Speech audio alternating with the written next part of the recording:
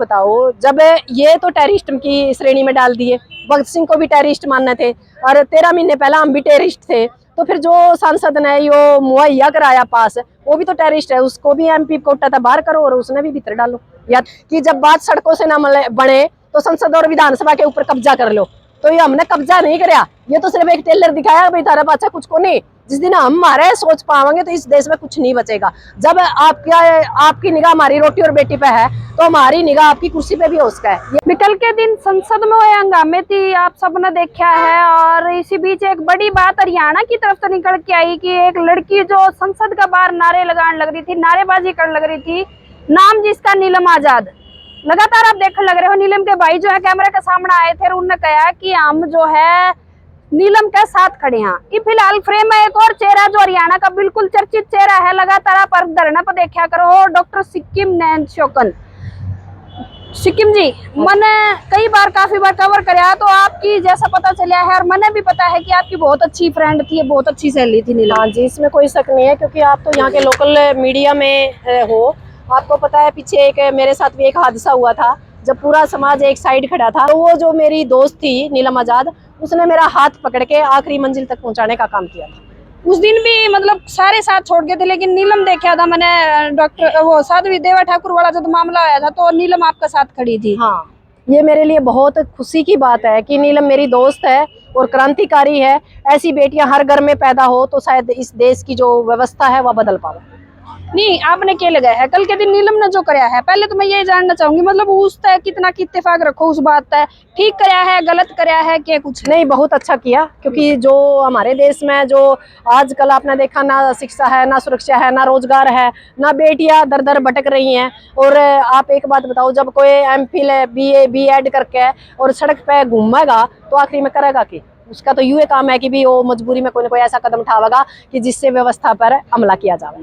नहीं, कल के दिन मतलब कल का दिन ही क्यों चुना उनने, मतलब बहुत सारे ऐसे थे, लेकिन दूसरी तरफ कहीं ना कहीं दूसरी तरफ भी जोड़ के देखा जाने लग रहा है, क्योंकि आतंकी हमला होया था उस दिन और मीडिया जो है, नेशनल मीडिया, वह उस तरीके से भी जोड़ के देखने लग रही है। और जैसी धाराएं लगी हैं नीलम के ऊपर, वो भी आपने देखी। नहीं, धारा जो यूपीए की धारा लगी है, हम कहेंगे सरकार तक भी उन यूपीए की धारा ने खारिज करे और नीलम ने उन बच्चे ने आजाद करे, क्योंकि उन्होंने व्यवस्था दिखाई है कि जो यूं कहा था नहीं पूरा देश मिला सुरक्षित था में, इनकी तो संसद भी सुरक्षित था में को नहीं, और तो सुरक्षित था में क्यों था।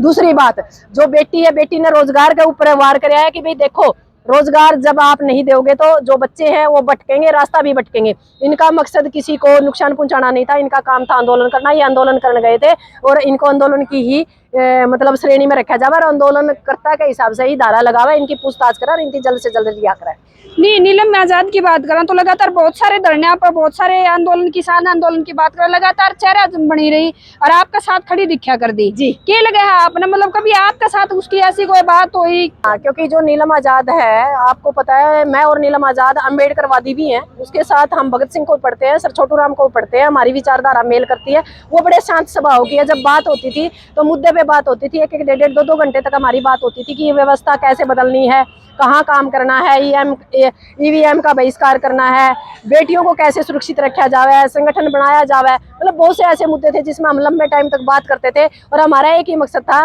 कि कैसे इस देश को बचाया जाए। एक छोटे से एक क्षेत्र उचाना जींद का छोटा सा मतलब एक धरना तो उठ के एक लड़की संसद तक पहुंच जाए है, आपने क्या लगा है? मतलब अगर एक तरीके से बात करा तो देखो कहीं ना कहीं उनकी पास देने वाला भी जैसे मतलब अंदर के ही कोई बीजेपी का कोई नेता बताया जाने लग रहा है। एक बात बताओ, जब ये तो टेररिस्ट की श्रेणी में डाल दिए, भगत सिंह को भी टेररिस्ट मानने थे और 13 महीने पहले हम भी टेररिस्ट थे, तो फिर जो सांसद ने यो मुहैया कराया पास, वो भी तो टेररिस्ट है, उसको भी एमपी कोटा था बाहर करो और उसने भी भीतर डालो, या तो और या फिर हमारे बच्चों को रिहा करो, क्योंकि उनसे आंदोलन कराया है, उन्होंने कोई हमला नहीं किया।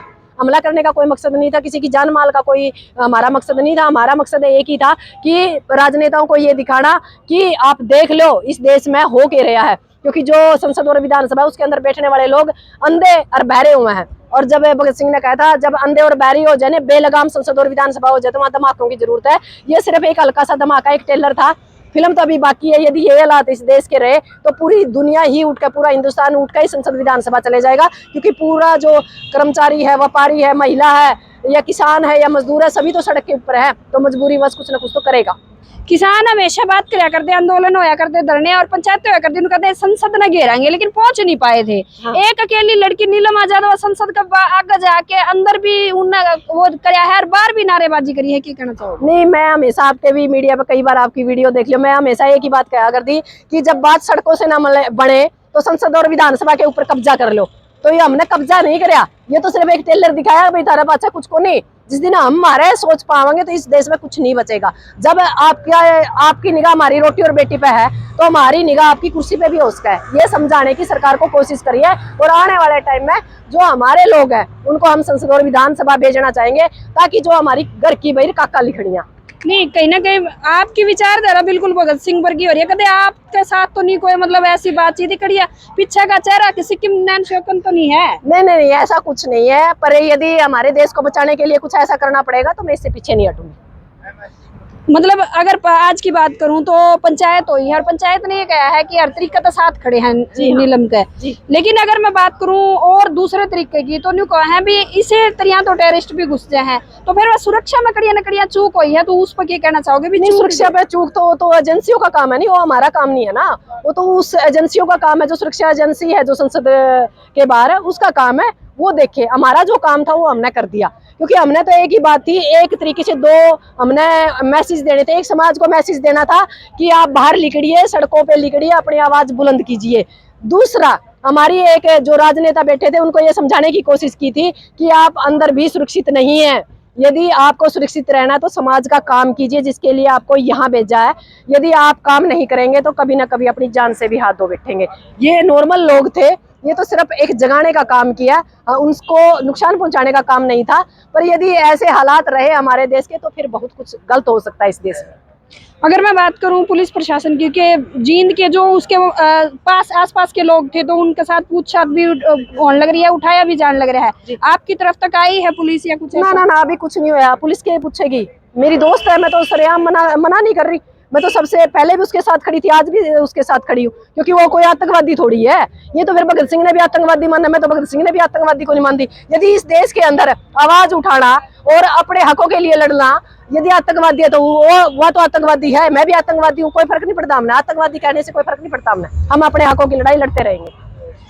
आखिर में क्या कहना चाहोगे उस समाज की जो मतलब आपने देखा है कि बहुत सारे धरने प्रदर्शन हुए हैं, लेकिन नीलम ने जाके जो कराया है, और इसके अलावा बहुत सारी चीजें जो अभी नीलम के खिलाफ भी चलने लग रही है, उन सबका मैं सबसे पहले तो इस देश की मीडिया को कहना चाहूंगी, गोदी मीडिया एक गलत मैसेज देश को ना दे। दूसरी बात, जो हमारे समाज के लोग डरे और दबे अंदर बैठे वो बाहर निकल के आए। हम भी तो लड़ाई लड़ रहे हैं, उसने अंदर लड़ रहे हैं, हम बाहर लड़ रहे हैं। हमें मजबूत कीजिए। हमें नहीं चाहिए एमएलए एमपी, पर हमारी जो हकों की लड़ाई है उसमें आप हमारा सहयोग कीजिए, ताकि सहयोग करने से हम एक बेटी को बचा पाए, उन बच्चों को बचा पाए, और इस देश की व्यवस्था को बचा पाए, और इस देश को बचा पाए। कृपया करके हमारा साथ दीजिए। आज की जो पंचायत हुई है उचाना तहसील के अंदर, क्या कुछ फैसला लिया गया है और किस तरह अमल में लाया जाओ? सबसे पहले फैसला लिया है बेटी को और उन बच्चों को आजाद किया जाए। नंबर 2, जो यूपीए की धारा लगाई है उसको खत्म किया जाए। नंबर 3, भाई जो गोदी मीडिया गलत मैसेज दे रही है वो सच्चाई को दिखाने का काम करे। और नंबर 4, जल्द ही हम एक बड़ी महापंचायत, किसान संगठन, सामाजिक संगठन, महिला संगठनों को इकट्ठा करके एक बड़ा फैसला लेंगे, या सरकार उससे पहले हमारे बच्चों को आजाद करने का काम। नहीं, आपने एक तरफ किसान आंदोलन का नाम लिया कि किसान आंदोलन में हमेशा बढ़ चढ़ के रही है नीलम आजाद, लेकिन आज की जरूरत पड़ गई। आज ऐसा टाइम पर तो किसान संगठन आना, जो बड़े बड़े नेता थे किसान संगठन के, वो ना आना चाहिए था उचाना तहसील के अंदर, लेकिन आपने बात करने की जरूरत पड़ गई। कैसा क्यों? नहीं, वो तो सोच उनकी है ना। हमारे साथ वो बेटी खड़ी थी, आज हम उनके साथ खड़े हैं। जो किसान यूनियन है उनसे भी हम बात करने का काम करेंगे कि उन लोगों ने ये देखा कि वो एक संगठन की पदाधिकारी नहीं है। हम उनको बताने का काम करेंगे कि भी हमारी साथी थी और वो हमारे हर जो भी एंगल से काम करती थी वो हमारे साथ। फिर सारे किसान संगठन, सामाजिक संगठन आ जाएंगे साथ, कोई बड़ी बात। तो फिलहाल सिक्किम नैन ना आप देखने लग रहे थे, सुनने लग रहे थे, क्या कहना है सिक्किम नैन का? क्योंकि अगर मैं बात करूं नीलम आजाद की, नीलम आजाद ने अक्सर जो है सिक्किम नैन के साथ में देखा जाया करता था। और विचारधारा की अगर मैं बात करूं, भगत सिंह की विचारधारा रखा है सिक्किम नैन भी, और साथ में नीलम आजाद भी। फिलहाल वीडियो आपने पूरी सुन ली, आपका क्या कहना है वीडियो पर जरूर बताइए और वीडियो को शेयर भी करिए।